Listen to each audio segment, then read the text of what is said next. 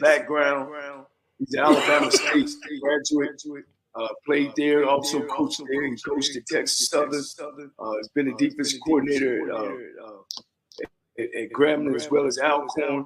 And he's done, his numbers are very good. And he just waiting on his opportunity, man, to be a head football coach. Well, that's awesome. And I know it was, in that case, with the football coach Thornton already being at Alabama A&M, and Coach Thornton having the pedigree and resume that she has, it seemed like it was a natural fit that she would move to Alabama A&M to ultimately join her husband there in Huntsville. So that seemed like a natural. Well, both of them have been working towards that. And, like I said, he was the defense coordinator at Grambling, and she was the head women's basketball coach at Pamela. So they had been living apart, man. But that tells you, something about those two individuals, of being coaches and also, trying to grow as a family. So my hat goes off to both of them. Thank God that they're able to work in the same place for, I don't know if it's the first time, but we'll find that information out once she gets on. Now Dawn Thornton, now she ain't nothing. She's not only a great basketball coach, she's a fashionist. You come to the game just to see what she gonna put on that week. Her and Tamika, at Jackson State, man, that's the swag, though. That's the swag.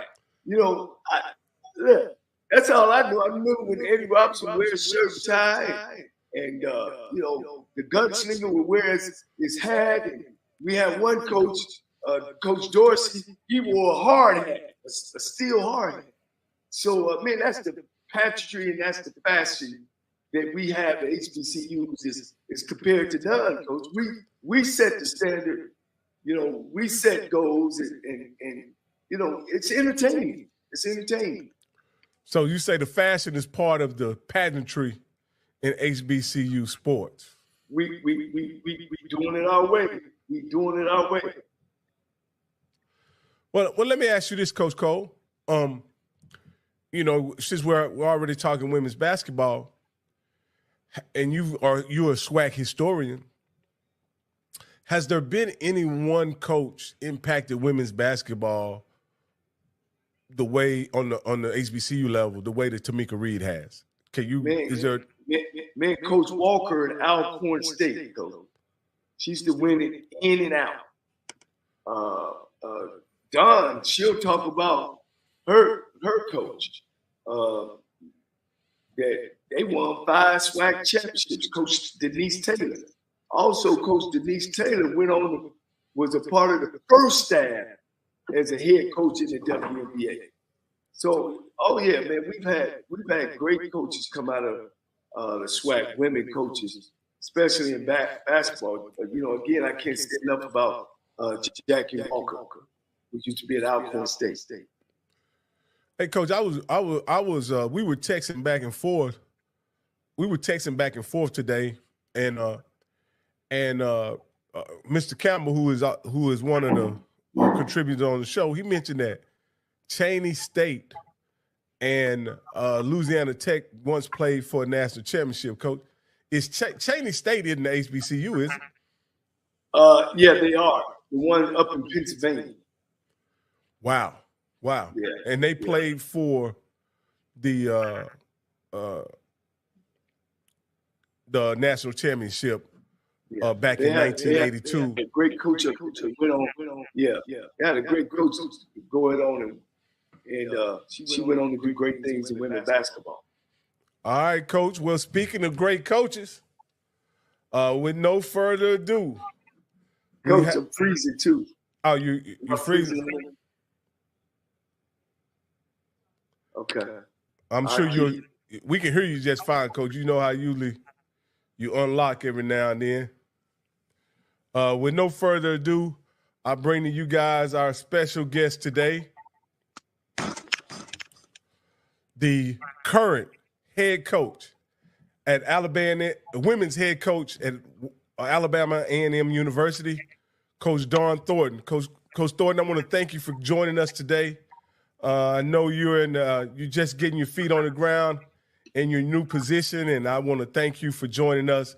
And I want to also thank Coach Cole for hooking this interview up, Coach. First, I'd like to ask you, Coach, how you doing? I'm doing great. Hey. All right, Coach. Coach, I did my homework on you, and you're very familiar with HBCU. Your basketball, women's basketball. You're a name that everybody will recognize. I just want to ask you, what made you inspired you to become a college head coach, and particularly coach in HBCU basketball? Well, when I was high school, I had two great that fired that guided me to a point I felt trying to figure out who I'm becoming as a young girl. What does that look for Dawn? And my coach just so in my life. Everything that they stood made me resonate with what type of life I have, you know. Everything just clicked. And I knew when I was in the 99, my JV coach, Arius Pete, Johnson of Cap were the biggest in my life.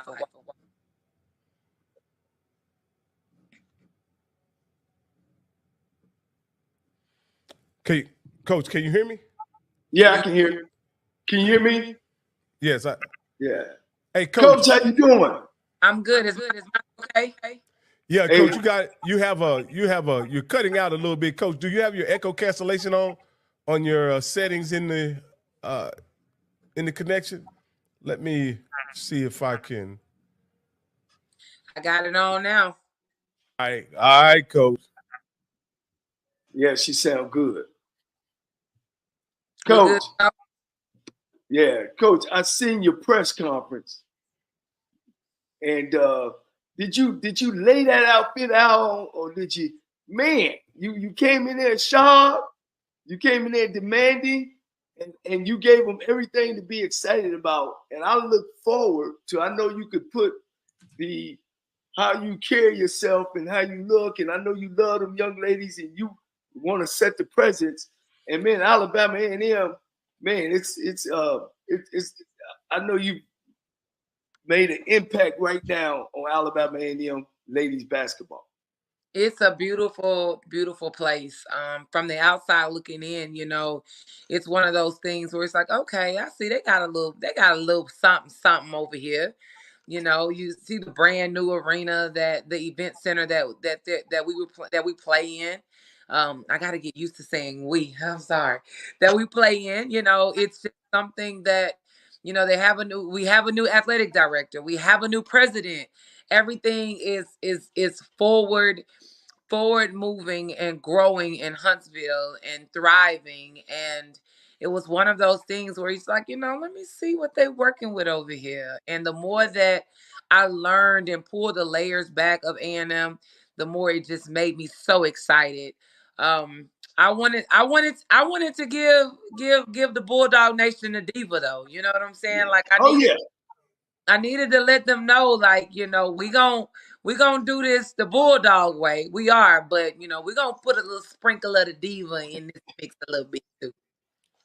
You know, Coach, I was telling him, you know, I'm a lot older than you. I've been around the SWAC a little longer, but I want to tell you and Tamika and the women basketball coaches, man, y'all bring back that old spirit of how the coaches used to carry themselves, you know, and shirt and tie and suits on the sideline and hats, and you know, it used to be entertaining, and it always started from the coach, man. I want to thank you guys, because right now you guys are also have made women basketball, man. Y'all taking this thing to another level. How you feel about all the excitement about women's basketball? Women's basketball is on the move right now. And as we continue to push forward and really give our young women a voice of inclusion, you know, we're really it's about to be a major shift. You're absolutely right. Having that tradition and that culture, being able to go back to, I remember when my college coach used to come in the locker room and we just wanted to see what she was going.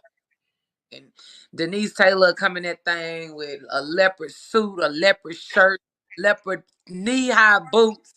She tried to draw a leopard on her eyelashes or something, you know, like, and and it's just something that, you know, if you know that your coach feels good about the way they walk in a room, you know you gonna feel good as a player because you know how your coach coming, you know. So that's just a part of it. And I think that as we continue to evolve, we're able to express ourselves on the sidelines more. We're able to talk and communicate, and giving us a platform to have a voice. We're seeing and hearing more of that. And I think as you have more Black women that are in positive positions and in positions of empowerment, you're gonna continue to see the black females thrive in this women's basketball game, and that's what we really got to shift this movement to. Yeah, done. You know, my host, Trusty Rocky, you know, he went to school on the other side. So, you know, but he don't fell in love with all this flavor, you know, I've been giving him lately. You know, now Rocky, he done. Now, Denise Taylor, we went to school together. Me and her, we were partners, boy. Me and Denise go way back. You know, and also Don, y'all athletic director, he's from where I'm from Dayton, Ohio. Paul. Okay. Yeah. So you know, I'm well connected, and you're around some good people, or I've been taught by Denise, of course. And Paul is a good man. He's gonna make sure that you have what you need. I was just curious, and I almost had to fight some folks, Don. You know, I love your husband. It was like, well, it was a lateral move from Pine Bluff to Alabama A&M. I didn't see it that way because I know Pine Bluff can't give you a lot over there. And I thought the move was great. I thought it was a step up. I think that you can get some more things that you need to push you to that level. Because you know you've been there, and Jackson State been running the women's basketball. Now that you think you're over A&M, does that give you another edge and another step that you can take your program to win the SWAC? Absolutely. I thought that I saw a few comments where people were saying lateral moves. And you know, I have to remember, like, don't open your mouth and say nothing. Just don't open your mouth and say nothing. Because I be wanting to be like, you know, come like you just make it make sense. People don't know that it was very, very, very challenging for 5 years being at Arkansas Pine Bluff. Although I am very thankful. Do I feel like I'll be on this coaching corner right now with this Alabama A&M shirt on? Absolutely not. Have I not gone to a UAPB? So I want to be very, very, very clear for the love and the respect that I have for our women's basketball program that we built at UAPB. However, in turning the page, Alabama A&M University is a place where every head coach in this conference would love to be able to be a part of. The resources, the town is thriving, the community support. It is 10,000 alums. That's an hour and a half from Huntsville, Alabama. Birmingham and surrounding areas. It's 10,000 alums. We had 2,000 students to enroll at Alabama A&M in the fall of 2023. Now you tell me what other SWAC school has 2,000 new incoming freshmen. That's not lateral anywhere you go. That lets you know that everything that means more dormitories, you know, better options in the cafeteria. You know, we have a lot of stuff that I ain't even gonna share everything that we got because I don't even want the haters to start. And I ain't gonna even lie to you. So just know if they think that it's lateral, let them continue to think that it's a lateral move. However, I know now that coming to Alabama A&M, as opposed to being at an Arkansas Pine Bluff, the playing field has now been. That's what I got to say.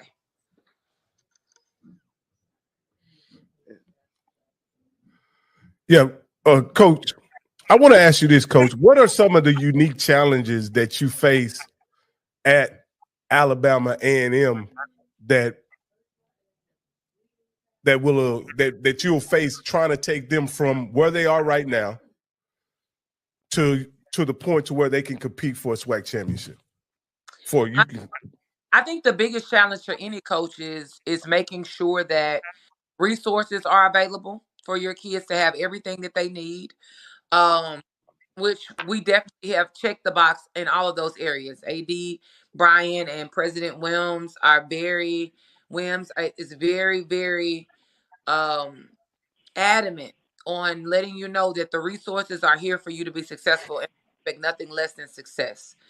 I think a challenge that you'll face as a coach is putting together a roster that can compete at a high level.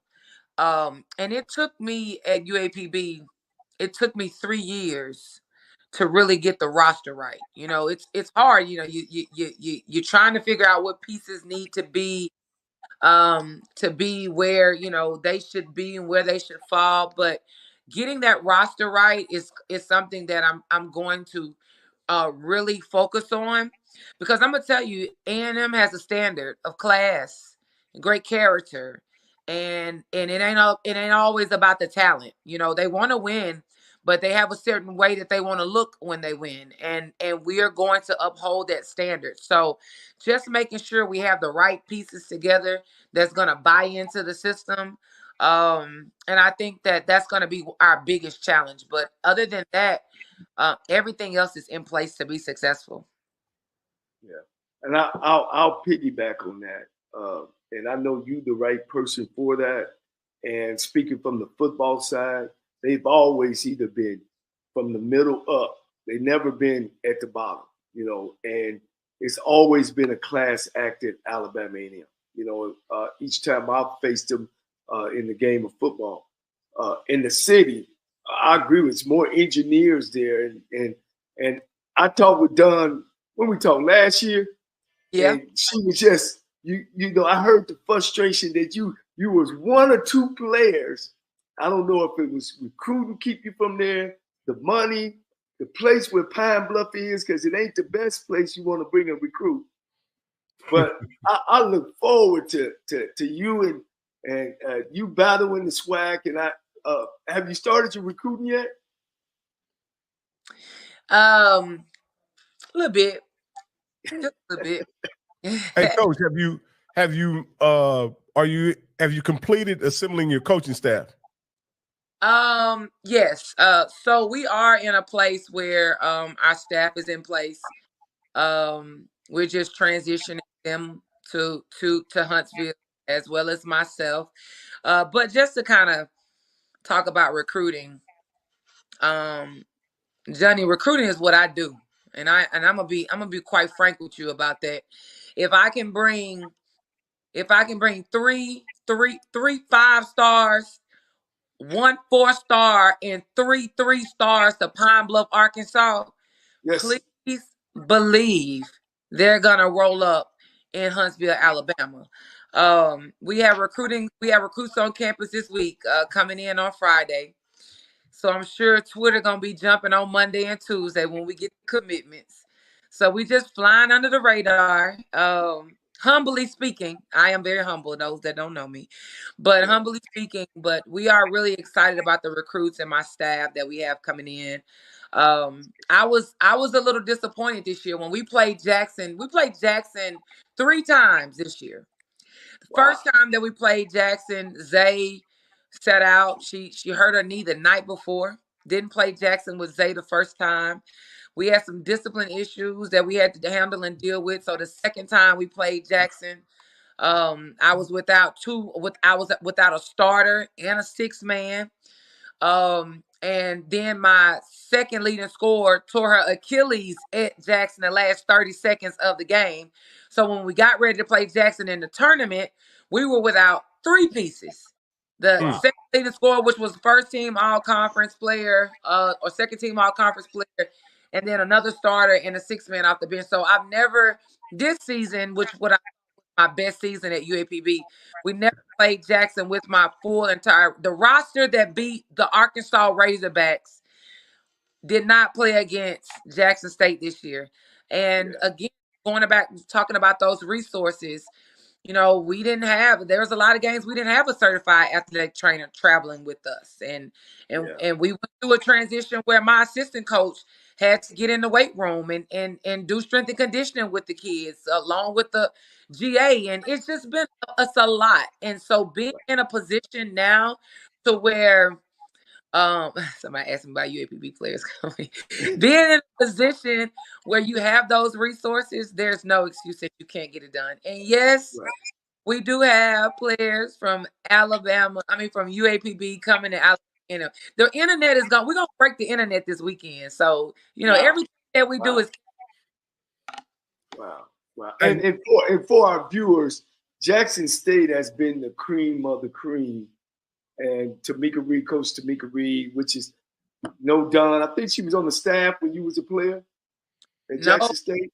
No, she came about 3 or 4 years after me. I graduated. Okay. But y'all had some of the same teaching from Coach Taylor. Yes. They've been the cream of the crop, and they do a great job. But Don has took chicken and make it out. You know, she's done a great job at Pine Bluff, and I've been lemons. We do lemons and lemonade here, Coach. We don't do. We don't use chicken poo here, Coach. Bishop Campbell, are you with me? Hey, I am here. Sorry for my tardiness. Bishop is he go back as far as I go back in the SWAC. So he's a big basketball fan. We've been tweeting each other today about Caitlin Clark, but we'll get into that and ask you about your advice. But how you been, Coach? Look, I'm here, Coach Thornton. I am a big fan of yours. I have a hair company. I think me and you have kind of teased back and forth. I said I'm a sponsor, you know, because I know you're always looking amazing on that sideline and everything. But, Coach, I'm a huge women's basketball fan, huge supporter. And I kind of wanted, I hope this question hasn't been asked, but as somebody that is one of the leaders of the game, there are certain inflection points. So you had 1982 when the first game with the NCAA championship. Then, of course, you had Cheryl Swoops in 93 that really showed a superstar. Then, of course, Connecticut made their run, and then you went to 96. Now we have this Caitlin Clark social media era. How is that going to help a person like you that has such a great personality, that, again, that has played the game at a high level, that is clear that your players love you? How are we going to be able to bring that energy that we see at the high level down to the SWAC and give it that little flavor that we have? How are we going to be able to use that to get that same energy that now everybody's aware of how great women's basketball is? Well, let's talk about it. That's a great question. One thing that we do have to realize is that the NCAA just really play, you know, I don't know if y'all play spades, but the NCAA just played their big joke on us. And the big joker was, now these kids can transfer again. Right. So we were good when they could transfer and get, you know, to get clear to transfer for the second time. Right. You know, we were good with that. But when they were able to say that they can transfer for a third time and it doesn't matter, and then you can go and you don't have to sit, they did that to hurt us, to hurt our schools. Because if you look at it, to be honest with you, I have Zay Green on my roster, who started her career off at Tennessee, that went to Texas A&M and then end up being there with me at UAPB.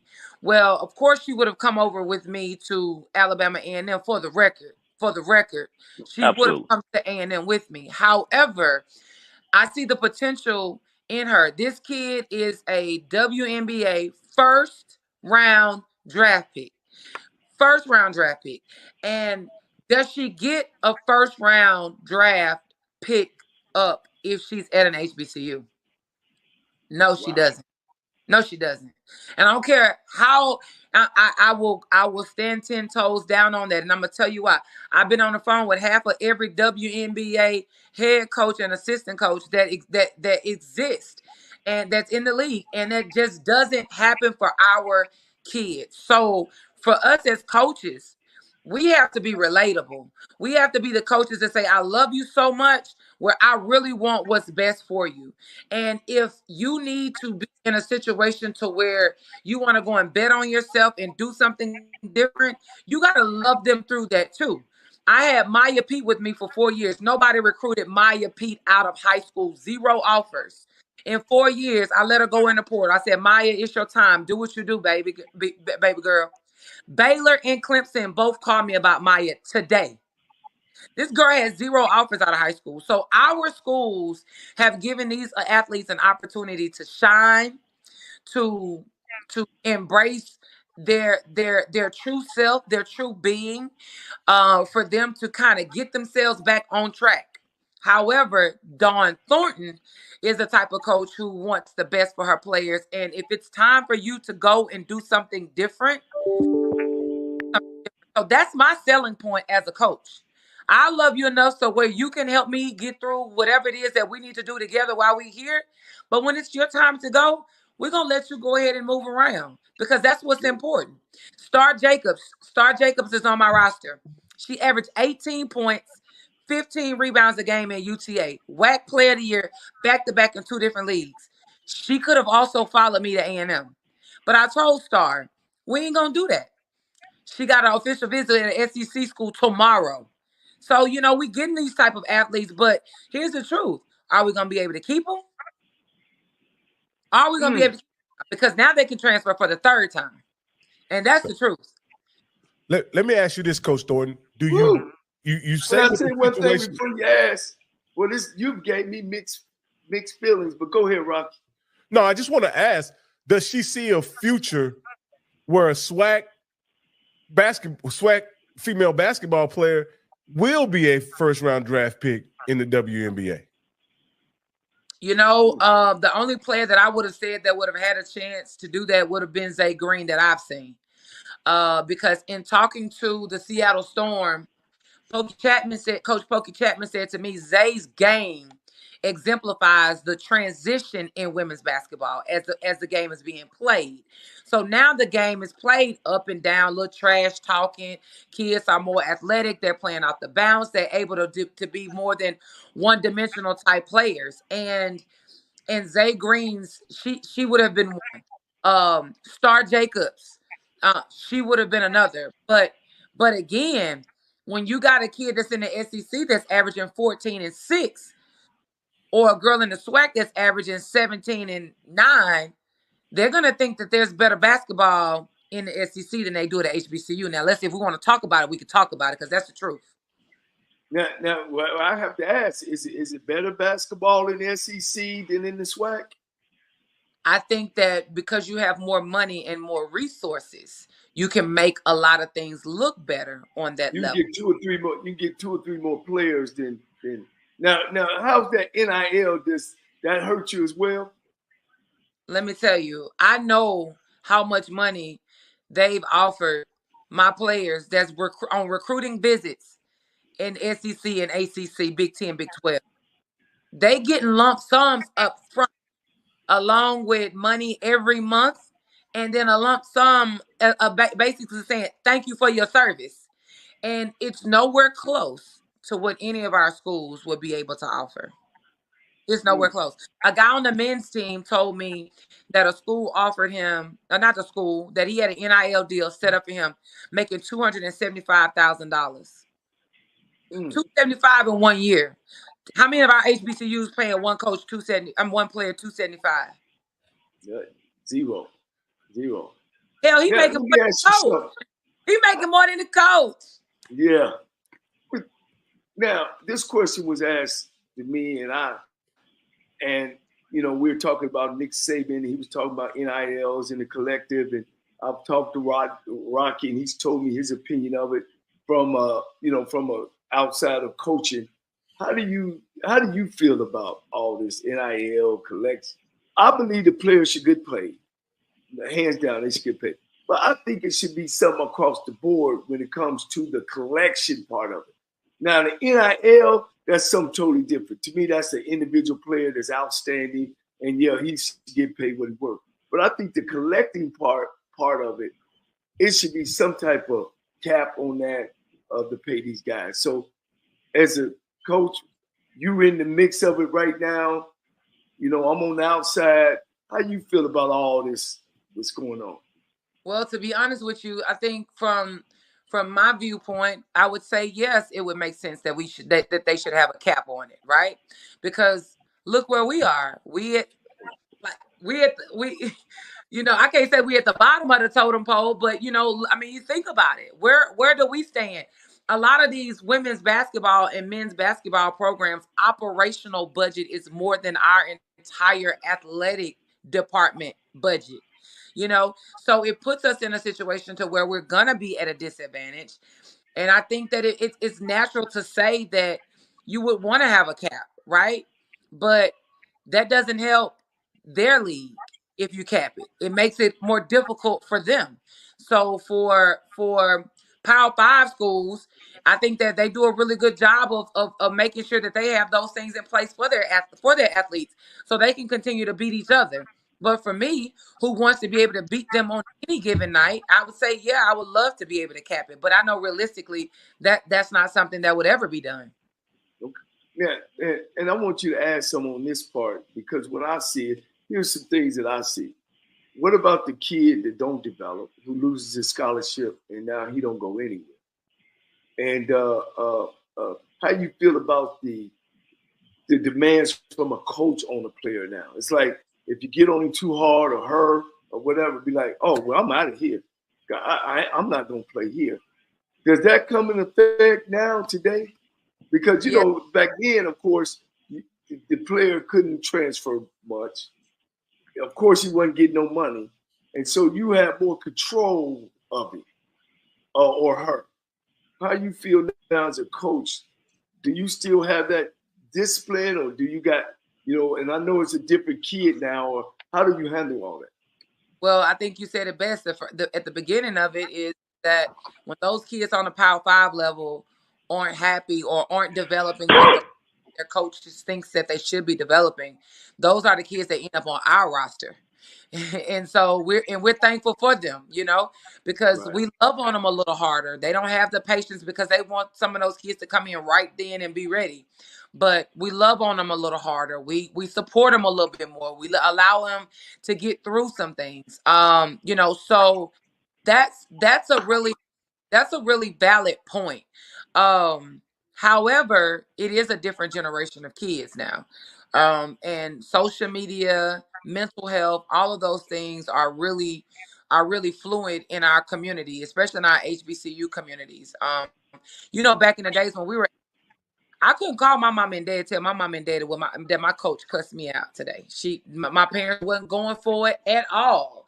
And I would like to think that I became a better person behind that. I could understand the tough love because I knew that my coaches wanted the best from me. Can you coach the athlete, the 2024 athlete like that? Some of them you can, but a lot of them you can't. And I think that when they don't agree with things, it's easier for them to have a voice, to and have those people in their ears to tell them, you know what, you right, and you know you should leave, and you got handlers. I'm 41 years old. We didn't have handlers when we were growing up in high school and college, and these kids got handlers. You got to talk to the handler just to get to the kids. So it's just a different generation, and I think that you have to adjust and be more understanding and be more patient when you're dealing with them, unless you don't mind a high turnover every year of trying to rebuild the roster. Now, Don, I'm so glad you with your husband, y'all together, man, because y'all make a great team. But I gotta ask, and I would love to see you coaching in the SEC, you know, or the Big Ten, because you deserve that, you know. But let me give you some numbers. 84%, or is it 94, Rocky, of the athletic directors in college are white, and I think 84% of them are white men. Is that right, Rocky? Yeah. Right. I mean, and that's staggering. And in general, people usually choose people that they feel comfortable with. And really, 8 out of 10, who they look like. I know you're up against all that. You know, how you feel about that? And do you want to go to the next level? Because, you know, the head coach of Florida A&M left Florida A&M and said he wanted to be a Power 5 head coach. Don't get upset, Campbell. I'm going to let you talk. Florida A&M, so he left and said he wanted to be a Power 5 coach. But the problem is there's only 10 of them today. And I don't think it's ever been, since I've been a part of black college football, of more than 10 head coaches, period, in the last 50 years of these Power 5 schools. So he took a leap of faith. Where you are with that, and are you safe where you are? Do you look to move forward? And I'll go ahead and let you explain. You know, I'm going to knock your socks off with this one. I did some homework too, and I didn't know you were going to even ask me this. So listen to this. And I don't know how many people we got listening, but I'm going to give you some facts because I'm swag. I'm swag through and through. You see Jackson State alum, right? Yeah, that's my jersey. I played in that jersey right there. So listen, let me give you some facts. I've been in this conference or around SWAC basketball since 2010. I took my first job at Prairie View in 2010. The head women's basketball coach at Prairie View was Toyelle Wilson. Toyelle won 3 back-to-back SWAC championships, tournament, we talked about our regular season, tournament championships, while I was there with her. I came in the year after that, and we won 4 in a row. So after that, my husband was at Texas Southern. I was around that. My husband went to Alcorn. I was around that. My husband came from Alabama. He was at Alabama State. I just met him then. He was at Grambling. So I've been around almost every school in this conference. I've been around those programs. Since 2010, Johnnie, there has only been 3 female head coaches to leave this conference in 15 years and get a job at a PWI. Let me name them. Cynthia Cooper. Does she get a pass? Maybe. She's Cynthia Cooper. Right? Okay. Yeah. Then you have Janetta Hayes that left Texas Southern and went to UMBC. Yeah. And then you have Raven Justice to leave Prairie View to go to Sam Houston. Jessica Kern left Mississippi Valley and went to Tennessee State, although that's still an HBCU in the OVC. But if you want to give her the pass, you give her the pass. But it was an HBCU. Outside of those 3 coaches, how do we as black females that are so great, that do so well, why do we not get jobs? So you're saying to me that, you know, do you want to be at an SEC school? Is that what you want? What's next? Do the SEC schools want to hire an HBCU coach? Because let's talk about the GOAT right now. There is no reason that Tamika Reed shouldn't have a job right now on a Power 5 level today, because she's done it all. She's done a hell of a job at my alma mater. But at the end of the day, why are PWIs not hiring our coaches? So that's why Willie Simmons had to leave FAMU to go get a position job at Duke. Is that why Toyelle Wilson left Prairie View A&M University in 2013 to take an assistant job at Baylor University just to be able to have an opportunity to go be the head women's basketball coach at SMU? Let's talk about it, because at the end of the day, they don't respect us the same. They don't. So I'm a product of this conference. So, Johnnie, if the Lord says to me, and all the people who say that that's the lateral move that she wants to be, and she's SWAC, and they hire somebody, I'm SWAC. I love this conference. I got the underdog mentality because they always count us out. That's how they've always done us. And that's what we have to stand on, because it makes no sense that we don't get that same credit that our other counterparts get on so many other levels, you know? 3 coaches in 15 years. That's a problem. Let me give you a stat. There's only been 3 coaches in football in 50 years. Deion Sanders, Colorado, Willie Jefferson, Wichita State, and my man from Alcorn State. And he's white. So really, it's just been 2 black coaches that leave the SWAC and get a Division I football job. But you can't count Dion. Yeah. You can't count Dion. And I'm sorry, you can't. I mean, you can use him for the stat line, but I mean, it's just one. Yeah, and he's white. That's tough. Lead the SWAC. So I met a gentleman not too long ago that's currently on the Baylor staff, and he coached in HBCU basketball for a long time, and he was pretty successful in HBCU basketball. But in order to get compensated, properly for his family, he said he had to take an assistant job, I think, somewhere up in the Midwest, and then eventually he came back to Texas, where he's from, to be on the staff at Baylor. This guy's a great coach, has all the accolades to be a head coach, in my opinion, when you look at his pedigree and the success that Baylor has had, even since Kim Mulkey has went on. And I think coach has been a tremendous reason why they were successful, right? But even he isn't getting the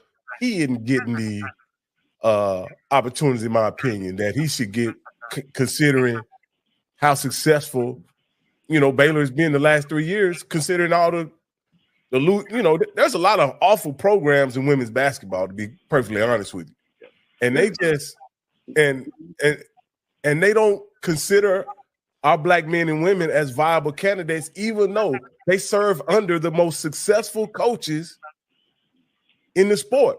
In every other sport, I see where they take the white assistant and give him a job or her a job at a prominent program, but it doesn't seem to work like that for black coaches in the NCAA in college sports. I imagine this has to be terribly frustrating, and y'all have to do it for the love. I just hate that that's the situation and the circumstance, and what can be done to make things better, Coach? Coach Campbell. Now, Cheney State played in the 1982 National Championship. Who is that head coach? C. Vivian Stringer, one of the legends in the game, that actually left there and then went to Iowa. So let me just make this quick point. C. Vivian Stringer built Iowa. She took them to a Final Four. So people saying that Iowa just came out of nowhere, that's not true. C. Vivian Stringer, and also she mentored Lisa Bluter. So I just wanted to put that out there to clear that record up. Had to put that out there. But Coach, I wanted to ask you a question, because I hear the frustration, and I'm the type of person that likes to talk solutions. So let me just tell you what I've seen. I have fundraised for Florida A&M. I have sponsored dance teams and schools and things like that. But here's what the NIL thing, my problem with it is. I think it's an arms race that we can't keep up. So I hear a lot of people saying, put the collectors together, let's do this. But I think that money is better served if you said, hey, Mr. Campbell, this is what my program needs as a whole, as far as facilities, as far as training tables and things like that. So do you think, because let's be honest, we cannot compete with the money at the SEC and lower mid-major. But if we have competent facilities, I think a person like you, I think that evens the player field. So let me ask you a question. What would you rather see? Would you rather have better facilities and money put to that, or money put to NIL? Honestly, I think I would rather have better facilities than NIL money, because a lot of these kids don't care about the money. When Zay Green was making almost $1,500-$1,600 a month, clearing that a month when she was, and we talking about cost of living. We didn't even talk about the NIL money. She came to Pine Bluff basically as a preferred walk-on, because she came late and I didn't even have scholarships left. So this girl didn't even get her financial aid refund check. So a lot of these kids really don't care about the money. But if the resources are there, if the facilities are there, and they have people in place that's going to be able to take care of the athletes and look after the athletes, that's going to go 10 times further than it will with that check, because that check is only going to be for so long. Because we can't compete with the SEC and the Power 5 schools anyway with their money. So the little bit of money that we will have to offer those kids, $8,000, $9,000, $10,000 or whatever during that duration, like that's short term. But if they have the facilities and they have the resources to where you have people that can put them in place for a professional career. Because here's the bigger thing: you can go to a Power 5 school, sit on the bench, and average 5 and 7, right? Because those are the athletes that we get a lot of times. Right. Zach averaging 2 points and 2 rebounds a game at Texas A&M before I got hurt. They come to our schools, don't worry about the check, and then they can average 17 and 15 and write their check for the next 10, 12 years. Coach, hold on, Rocky. Let me just follow up with Coach. See, Coach, this is where I think the conversation needs to go, because I'm hearing these conversations, and to your point, I think it is not a long-term investment that can be sustained. But if you got these people that say, hey, Coach, I can give $40,000, $50,000, I just think that if I gave you $50,000 and you had a checklist of things to make the facilities better or make it a better experience for your players, to your point, I think that's where the advantage HBCU have. Because here's the thing, and again, I'm going to say I'm not a fan of kill monkeys. I'm just going to say that just for the sake of argument. I'm a fan of yours. There is no way that a person like Angel Reese, that you're not going to be able to connect with her because of who and what you are. When I saw Angel Reese say on a TV and she said, I was going through these things and people were coming at me. And I'm like, well, where's your coach? These are where your coach is going to incubate you. Some of the things that she got into, I tell you what, if Dawn Thornton was coaching her, you would say, hey, as a black woman, might not want to do that. As a black woman, let me explain to you, let me love on you, let me explain this. But here's the thing, if you give her the training table, the weight rooms, the dorms, the things that sustain you, I think that's where we even the playing field. And I think that's the better conversation that we need to have. And I'm really trying to get people to understand when I hear, oh, we got to do NIL. $500 is not going to do anything when somebody's giving you $5,000. But I tell you what, and Coach, you know this. Look, I'm from Jackson. And Coach, you understand this. If you had a clean dorm, somewhere to eat, your friends are there and everything, that is almost just as good as people going to Ole Miss. And I'm trying to tell people that. So that's the reason why I'm trying to kind of beat this drum for a coach like yourself, because I think we're going in the wrong direction on arms races that we're never going to win. Well, I think we empower you and give you what you need from a facility standpoint, which is long-term and long-lasting. Yeah, we just have to educate ourselves a little bit more. I'm an alum, of course, of Jackson State, so excuse me. So I'm in a lot of these like group chats and stuff like that, and so I hear that from time to time. I just think that it just comes from a lack of knowledge. We really don't understand how to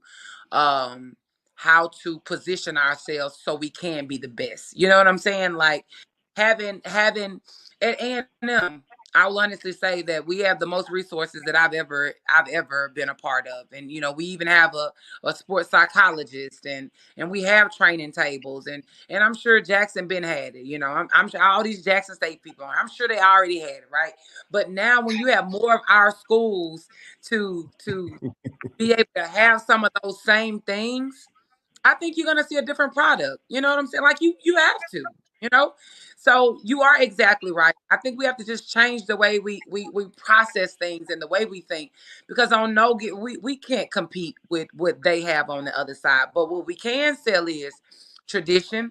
What we can sell is you could be coached by, loved by somebody who looks like your mom, somebody who's going to make sure that if you get into some trouble, we're going to try our best to keep you out of trouble and off the news.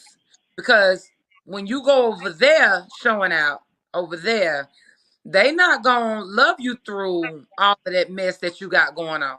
It's us that embraces the culture. It's us. And so I think we do have to have those resources to put around those type of athletes, because a lot of times we are getting second and third chance kids. Yeah. One of the reasons, Don, I started the show was to produce and get people out there like yourself, because we got some great coaches and some some great programs. So where do we go from here? You know, we got to understand and tell our people it ain't them, it's us. You know, we got to support our own programs. You know, so if you talking to our viewers, you know, what would you say? Because you, like you say, you're an HBCU grad. I graduated from Texas Southern, and you know, we want to take our programs to other places, but it takes money. It takes money, you know, and it takes money from our alumni. you know, and we, you know, at some point we got to quit saying it's them, but it's us.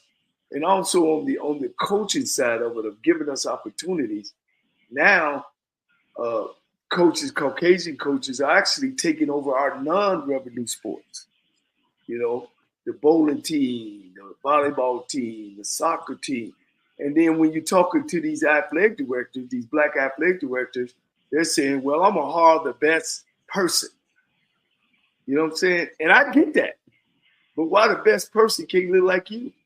Because if we don't, you know, they going to just move right over us, you know, because we're not getting the same kind of look on their side, as it would say.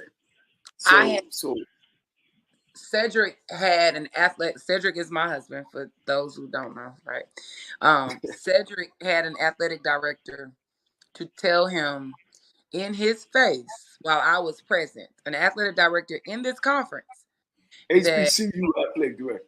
An HBCU athletic director told Wilkes with what you need to know. Today, it's Friday, April 19th, 2024. Number 1. Despite a strong and famous family bond, members of the Kennedy family met in Philadelphia Thursday afternoon to endorse the presidential candidacy, not of one of their own, Robert Kennedy Jr., but that of Joe Biden. Over a dozen of Bobby Jr.'s family, including sister Carrie, nephews, nieces, threw their support to the current president. Most of Kennedy's 10 siblings, the children of the late Senator Robert Kennedy and Ethel Kennedy, said they were there to support Joe Biden, who most closely represents the values of their late father.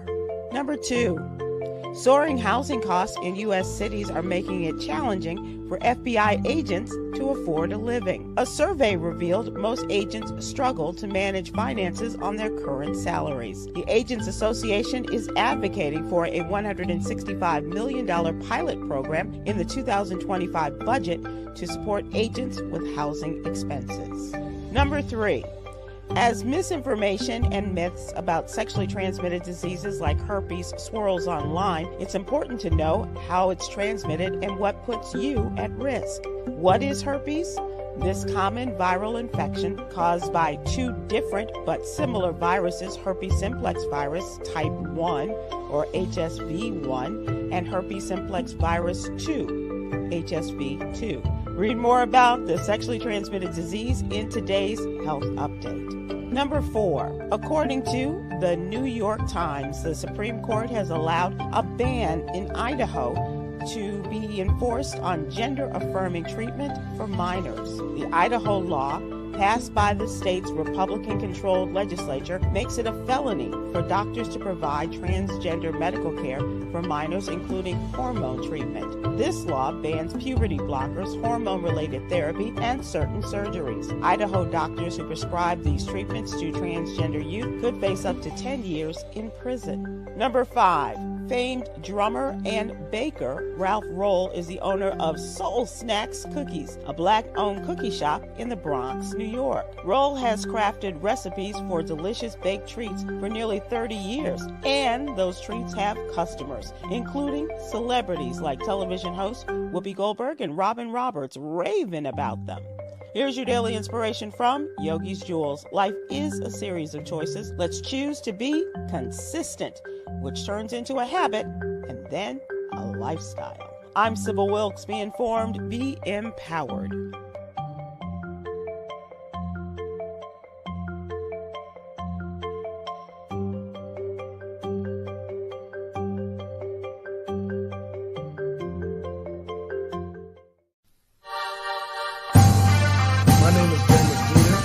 I won $500 on the lunch money from the Keeping Up with the Joneses Bracket Challenge.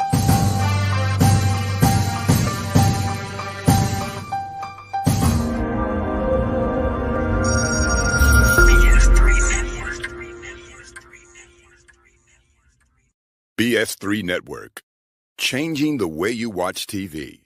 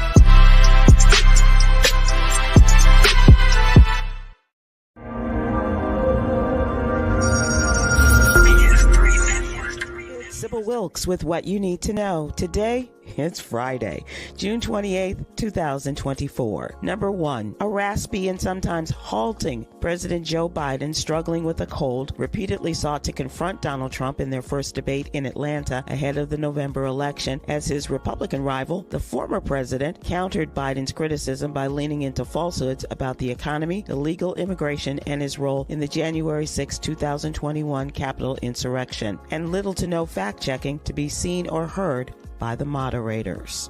Number 2, consolidate eligible federal student loans before June 30th to maximize loan forgiveness potential. The U.S. Department of Education is making a one-time payment adjustment to retroactively credit borrowers toward loan forgiveness. Eligible loans include FFELP loans held by private lenders, Perkins loans, and HEAL loans. To consolidate your loans, visit the studentaid.gov website and complete a direct loan consolidation application. Number 3, anyone who's taken a CPR class has heard that the Bee Gees' Stayin' Alive is the perfect song for hitting that 100 to 120 beats per minute required for ideal chest compressions. If the Bee Gees not your cup of tea, the What You Need to Know newsletter features a Don't Drop the Beat playlist, where all the songs are between 100 and 120 beats per minute, the same rate at which you should perform compressions when administering CPR, including that's right, Beyonce's latest. Number 4,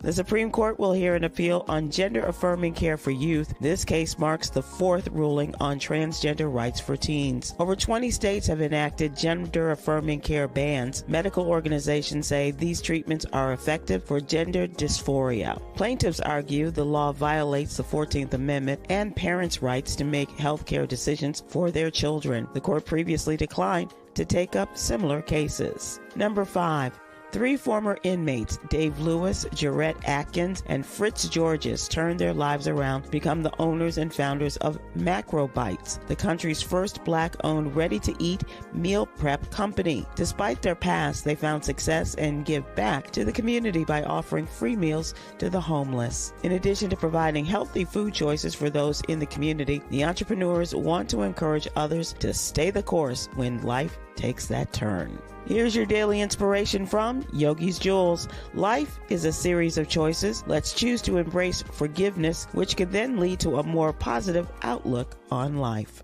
I'm Sybil Wilkes. Be informed, be empowered. My name is James Jeter, and I won $500 on the lunch money from the Keeping Up with the Joneses Bracket Challenge.